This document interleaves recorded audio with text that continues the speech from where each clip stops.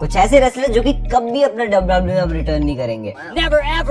Never ever. मतलब इनमें से शायद कुछ करना तो चाहते हैं लेकिन डब्ल्यूडब्ल्यूई करने नहीं देगी। फाइनली ये वीडियो आ चुकी है, टाइम वेस्ट नहीं करेंगे ज्यादा। Let's start with the first name जो कि है मेवन हफमैन का। अगर आप रेसलिंग को यूट्यूब पे थोड़ा ज्यादा वाइडली फॉलो करते हो तो डेफिनेटली आप इनके बारे में जानते होंगे। ये भी हमारी तरह रेसलिंग यूट्यूबर ही है, मतलब पहले फॉर्मर डब्ल्यूडब्ल्यूई रेसलर रह चुके हैं, लेकिन यही वो पहले रेसलर है जिन्होंने की वो चीजें बनाना शुरू की अपने चैनल पे जो कि सच में ऑडियंस देखना चाहती है। डब्ल्यूडब्ल्यूई के इनसाइड्स, भाई क्या चीजें होती थी बैक स्टेज, पॉलिटिक्स होती की नहीं होती है, कब डब्ल्यूडब्ल्यूई को सास को पहुंचना पड़ता है, कब रिहर्सल्स होती है, ब्लड निकलने वाला सिस्टम कैसे होता है रिंग में। इन शॉर्ट लिटरली जितनी भी चीजें जिसके लिए क्यूरियस रहती है डब्ल्यूडब्ल्यूई ऑडियंस, वो सब इन्होंने अपने चैनल पे बताई। और ऑब्वियसली ये तो ट्रस्टवर्दी इंसान भी है, क्योंकि हम में से कोई बताएगा तो आर्टिकल्स पढ़ के बताएंगे, पुरानी किसी की स्टेटमेंट्स पढ़ के बताएंगे, किसी के इंटरव्यूज देख के बताएंगे, लेकिन ये तो खुद रहे हैं भाई डब्ल्यूडब्ल्यूई में। और ऐसे भी नहीं कि बिल्कुल जॉबर सुपरस्टार थे, मिड कार्ड लेवल तक पहुंच चुके थे। अंडरटेकर, स्टोन कोल्ड वगैरह के साथ भी इन्होंने सेगमेंट्स किए, मैचेस किए। ब्रॉक लेसनर के डब्ल्यूडब्ल्यूई करियर का फर्स्ट F5 इन्हीं को नसीब हुआ था भाई। तो अब जब इतना सही काम ये कर रहे हैं तो आई नो आपके मन में क्वेश्चन होगा कि यार फिर क्यों डब्ल्यूडब्ल्यूई में वापस नहीं आएंगे। यार एक तो इन्होंने खुद भी वीडियोस बनाई है इस चीज से रिलेटेड अपने चैनल पे कि मैं ऑलमोस्ट कब डब्ल्यूडब्ल्यूई में वापस जाने वाला था, डब्ल्यूडब्ल्यूई मुझे निकाला क्यों था, और क्या क्या सिनेरियोस बन रहे थे जब इनका रिटर्न बस होने वाला था। बट अब सीन ये कि इन्होंने यूट्यूब चैनल क्रिएट किया और ऊपर से डब्ल्यूडब्ल्यूई से रिलेटेड काफी सारे इनसाइट्स बता दिए और काफी रेसलर्स के बारे में भी काफी कुछ बता दिया, इवन स्टेरॉइड तक की बातें कर डाली भाई। तो कहीं ना कहीं मुश्किल होगा कि यार डब्ल्यूडब्ल्यूई वापस से इन्हें अपनी कंपनी में ले। अब देखो मैं इम्पॉसिबल नहीं बोलूंगा इस चीज को, क्योंकि हाँ मेवन ने काफी कुछ रिवील किया है, लेकिन ये ऐसा नहीं है कि भाई डब्ल्यूडब्ल्यूई को किसी तरह से डैमेज कर रहा है। मेवन को कुछ ज्यादा टाइम लगा दिया यार हमने। अब नेक्स्ट रेसलर की तरफ मैं चलता हूँ जो कि है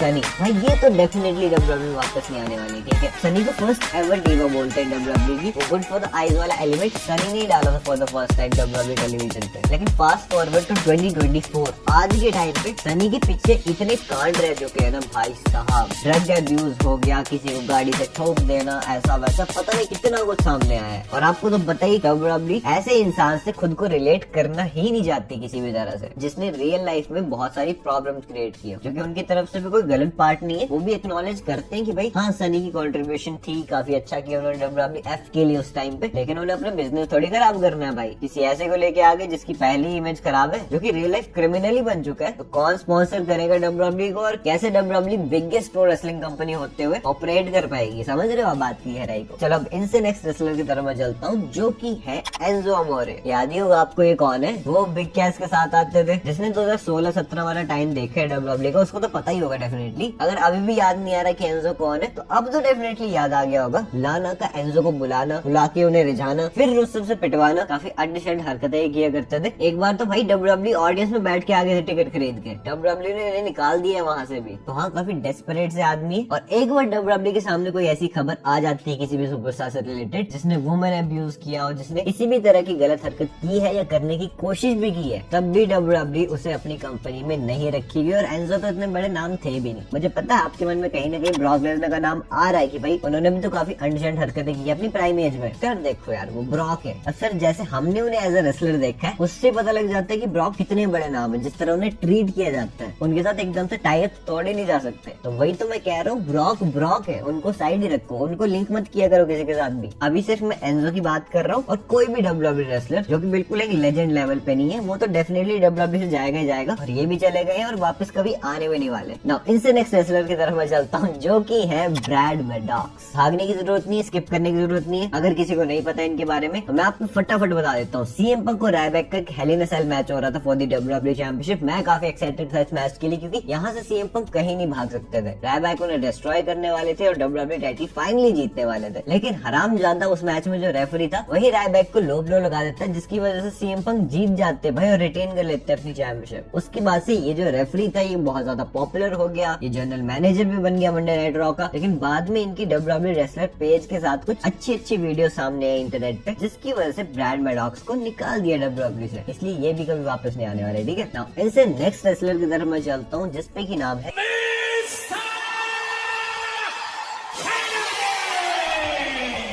यार मैं बहुत फैन था मिस्टर कैनेडी का 2007-8 के टाइम पे। वो जो माइक नीचे आता था, जिस तरह बोलते थे, mister money in the bank भी बने था नहीं ये तो, बट वही अनफॉर्चुनेटली इन इंजरी वगैरह हो गई जिसकी वजह से इनका मनी इन द बैंक दे दिया गया था एज को, एंड रेस्ट इज हिस्ट्री। लेकिन जिस टाइम पे फिर डब्ल्यूडब्ल्यू से गए, ठीक है, इन्होंने TNA में जाके भी काफी कुछ बोला डब्ल्यूडब्ल्यू के बारे में ओपनली, इंटरव्यूज में भी काफी कुछ बोला है। लेकिन मैं फिर भी एक छोटी सी पॉसिबिलिटी रखूंगा इनके डब्ल्यूडब्ल्यू में वापस आने की, क्योंकि इस तरह की चीज और भी काफी सारे डब्ल्यूडब्ल्यू सुपरस्टार्स ने की है, फिर भी वो कंपनी में वापस आए हैं। तो हाँ, अगर आप सिर्फ डब्ल्यूडब्ल्यू के बिजनेस की बात कर रहे हो, यार उन्होंने मुझे अच्छे से ट्रीट नहीं किया, मुझे अच्छे से बुक नहीं करते थे, उनकी अपनी पॉलिटिक्स वगैरह चलती है, वो और सुपरस्टार्स को ओवर वगैरह करते हैं, तो ये सारी बिजनेस रिलेटेड चीजें हैं। डब्ल्यूडब्ल्यू अपनी पर्सनल रिलेशंस को साइड रख के कई बार कंपनी में वापस लेके आ भी जाती है रेसलर्स को। हाँ, सबके साथ ऐसा नहीं होता, लेकिन पॉसिबल हो भी सकता है कि वापस आ जाए, कोई बड़ी बात नहीं है, ठीक है, क्योंकि डब्ल्यूडब्ल्यू आज के टाइम पे तो काफी रिलेशन सुधारने की कोशिश कर रही है अपने सबके साथ, तो इसलिए इनकी थोड़ी सी पॉसिबिलिटी तो बनती है। बट अगर एक लार्जर पिक्चर देखी जाए तो फिर ये वापस नहीं आने वाले, क्योंकि ये इतना भी बड़ा नाम नहीं है, ठीक है। बाकी ना इनसे नेक्स्ट रेसलर की तरफ मैं चलता हूँ, जिसपे की नाम है सेबल का। ब्रॉक लेसनर की वाइफ है भाई, हम सब जानते हैं, हम सबको पता है, one of the hottest women wrestlers in WWE. Vince मैन के साथ इनके कितने सेगमेंट्स रह चुके हैं। पर हाँ, जब भी डब्ल्यूडब्ल्यू से गई थी तो उन्होंने काफी एलिगेशन लगाए थे विंस मैन पे, डब्ल्यूडब्ल्यू पे, फिर वही सारा कोर्ट कचहरी वाला सीन। तो ऑब्वियसली डब्ल्यूडब्ल्यू इनको क्यों लाना चाहेगी वापस से कंपनी में। अगर आप में से कोई सोच रहे कि ब्रॉक लेसनर की वाइफ है भाई, ये तो कैसे भी आ सकती है, तो देखो ब्रॉक लेसनर की वाइफ वो घर पे। अभी एक हॉल ऑफ फेम स्पीच दी थी टोरी विल्सन ने, मुझे याद आता है, तो उन्हें स्पेशली एडवाइस किया गया था कि आप सेबल का नाम नहीं ले सकते। तो इससे आप समझ ही सकते हो कि आज के टाइम पे भी डब्ल्यूडब्ल्यू कितना अनलिंक्ड रखना चाहती है खुद को सेबल से। ओके नाउ अब इनसे नेक्स्ट रेसलर की तरफ मैं चलता हूँ, जिसपे की नाम है द बिग गाय रायबैक का। ओहो हो भाई, ये कुछ अजीब ही बंदा है। नहीं मतलब सही है, ट्विटर पे आप डालो अनशंड पोस्टे, बोलो डब्ल्यूडब्ल्यू से रिलेटेड बहुत कुछ। एक टाइम था हाँ, जब रायबैक को डब्ल्यूडब्ल्यू नेक्स्ट गोल्डबर्ग बनाना चाह रही थी, लेकिन ऑब्वियसली वो सारे प्लान्स फ्लॉप हो गए। ऑल्दो रायबैक काफी ओपन है कि भाई मैं तो जाना चाहता हूँ, लेकिन जब कंपनी नहीं चाहती तो जाओगे कैसे। मेरे हिसाब से अगर रायबैक ने वो डब्ल्यूडब्ल्यू के साथ सारी कलाकांडी नहीं की होती ना कि मुझे मेरे नाम का ट्रेडमार्क चाहिए ऐसा वैसा जो भी, तो शायद डब्ल्यूडब्ल्यू एक बार के लिए सोच भी लेती। लेकिन अब तो रायबैक ने अपनी इमेज ऐसी बना दी है कि भाई शायद ही कभी वो इस इमेज के साथ वापस आ पाएंगे डब्ल्यूडब्ल्यू में। और अब बिल्कुल लास्ट नाम की तरफ मैं चलता हूँ, जो कि है none other than Alberto Del Rio का। एक टाइम पे डब्ल्यूडब्ल्यू से चले गए थे, एक टाइम पे डब्ल्यूडब्ल्यू में वापस भी आ गए थे, लेकिन उसके बाद जब ये गए तो फिर काफी कुछ हुआ। ऐसा पहले उन्होंने डब्ल्यूडब्ल्यू का नाम खराब करने की कोशिश की है, जो कि सारी चीजें ऑब्वियसली उल्टी पड़ गई। इनका खुद का नाम खराब हो गया, क्योंकि जब आप बिना सर पैर की बातें करते हो तो ऑब्वियसली आप बिग बॉस के कंटेस्टेंट जैसे फील होते हो, और अगर आप जरा भी बिग बॉस के कंटेस्टेंट जैसे दिखने लगे तो फिर क्यों कोई कंपनी आपको वापस से लेना चाहेगी भाई, वो भी डब्ल्यूडब्ल्यू जैसी कंपनी जो कि वर्ल्ड की बिगेस्ट प्रोफेशनल रेसलिंग कंपनी है। जाओ छोटी मोटी प्रमोशंस में, वहाँ डेफिनेटली आपको वेलकम किया जाएगा। डब्ल्यूडब्ल्यू के बारे में मत सोचो, क्योंकि डब्ल्यूडब्ल्यू इस टाइम पे तो बिल्कुल भी इंटरेस्टेड नहीं है, वो अपना नाम लिंक करना ही नहीं चाहते अल्बर्टो डेल रियो के साथ। सो दैट्स द थिंग यार, यही थे वो सारे रेसलर जो कि डब्ल्यूडब्ल्यू में अब कभी वापस नहीं आने वाले।